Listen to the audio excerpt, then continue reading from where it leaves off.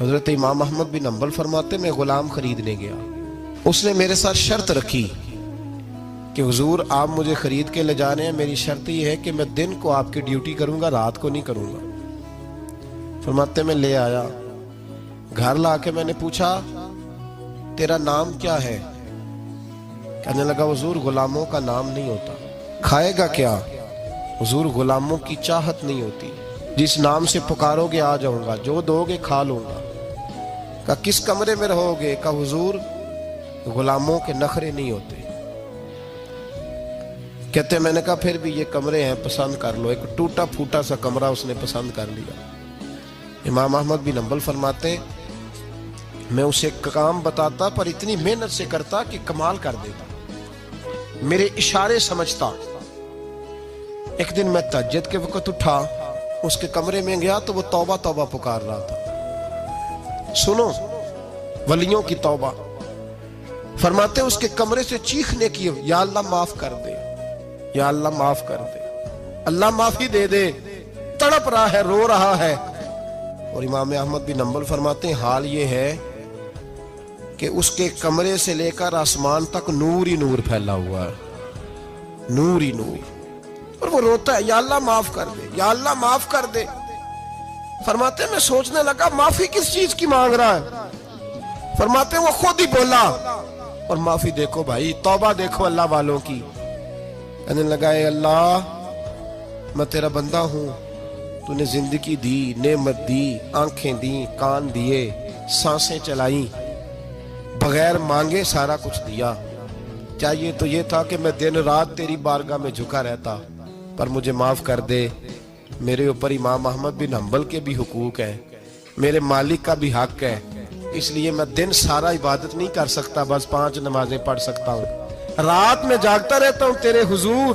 اللہ وہ جو سارا دن میں عبادت نہیں نہ کر پاتا مجھے معاف کر دے، خدایا میری غلطی معاف کر دے، اللہ مجھے بخش دے۔ اور راتی ساری کر کر زاری، نیند اکھاں تھی توندے، فجر اوہی گناہگار کا آمن، سب تو نہیں، یا اللہ چاہیے تھا میں 24 گھنٹے سجدے کرتا، بخش دے، یہ میری خطا معاف کر دے۔ ساون کی کالی راتوں میں جب بوندا باندی ہوتی ہے، وہ راتوں کو اٹھ اٹھ روتے، جب خلقت ساری سوتی ہے، اور درویش کہنے لگے رات پوے تے بے دردانو، نیند پیاری آوے، درد مندانو یاد سجن دی، ستے امیان جگاوے۔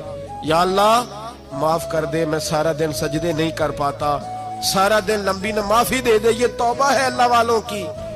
امام احمد بن حنبل فرماتے فجر کے وقت وہ میرے ساتھ مسجد گیا، میں نے اس کا چہرہ دیکھا، میں اس کو کونے میں لے گیا، میں نے کہا جا تو اللہ کی رضا کے لیے آزاد ہے، جا میں اپنے حق معاف کرتا ہوں، مکان تیرے پاس رہے گا، کھانا تجھے ملے گا، تو آزاد ہے۔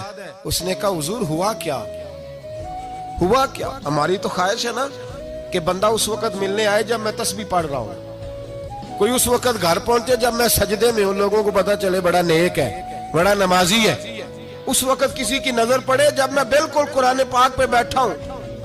فرماتے ہیں جب میں نے کہا نا تو آزاد ہے، تو کہنے لگا حضور کیا ہوا؟ فرمانے لگے رات میں نے تیری توبہ دیکھ لی ہے، توبہ دیکھ لی۔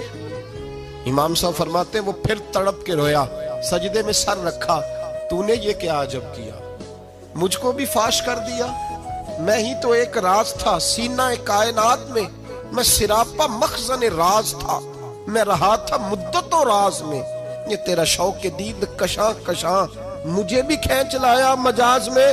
اے اللہ پردہ ہی کھول دیا ہے تو نے، یہ عبادتیں، یہ توبہ، یہ ریاضتیں، یہ تیرا میرا راز تھا، اللہ تو نے پردے ہی کھول دیے، مہربانی کر مجھے پردہ پوشی عطا فرما، اللہ معاف کر دے، مجھے پردہ پوشی عطا کر۔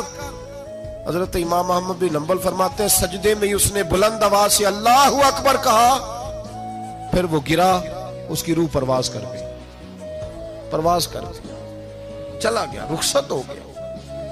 یہ عاشق کا جنازہ ہے، ذرا دھوم سے نکلے، محبوب کی گلیوں سے ذرا گھوم کے نکلے۔